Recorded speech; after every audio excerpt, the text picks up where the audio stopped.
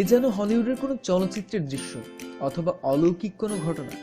3 তলা থেকে পড়েও একটুও চোট না পেয়ে সঙ্গে সঙ্গেই উঠে দাঁড়ালো 14 মাসের শিশু। আর এই ঘটনার ভিডিও চিত্র ছড়িয়ে পড়েছে সামাজিক যোগাযোগ মাধ্যমগুলোতে।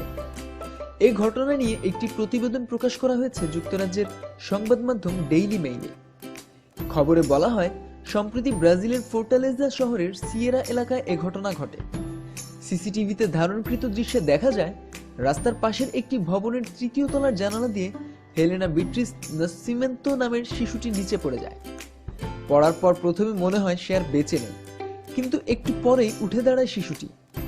এই ঘটনার সময় পাশ দিয়ে একটি ট্যাক্সি যাচ্ছিল। দৃশ্যটি দেখে ট্যাক্সি চালক গাড়ি থামিয়ে পড়িমড়ি করে ছুটে আসে, কিন্তু ততক্ষণেই শিশুটি হাঁটুতে ভর দিয়ে নিজেই উঠে দাঁড়ায়। আর এর সঙ্গে সঙ্গে বাড়ি থেকে হেলেনার মা ছুটে এসে তাকে কোলে নিয়ে ভিতরে চলে যান। ডেইলি মেইল জানিয়েছে, মা বাবা, 2 ভাই এবং দাদির সঙ্গে সিয়েরা এলাকার এই ভবনটিতে থাকেন হেলেনা। শিশুটির দাদি মারিয়া ভার্নেদো সিলভা নাসিমেন্তো জানান, ঘটনার একটু আগে শোবার কক্ষে ঘুমুচ্ছিল হেলেনা, কিন্তু ঘুম থেকে উঠে সে খোলা জানালা দিয়ে নিচে পড়ে যায়। আর তারপর এই কাণ্ড। পৃথিবীর রকমারি খোঁজ খবরের জন্য সাবস্ক্রাইব করুন। ধন্যবাদ।